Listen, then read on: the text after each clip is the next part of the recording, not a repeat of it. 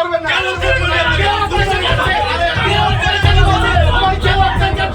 সবাই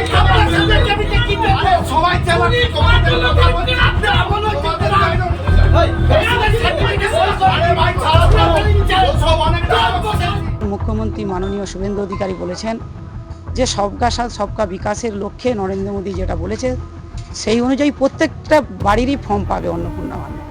কিন্তু এরা অন্নপূর্ণা ভাণ্ডারকে এরা নোংরামো কুলসিত করার জন্য বিভিন্ন জায়গায় যেমন অপপ্রচার চালাচ্ছে যে টাকা পাবে না এইসব বলে।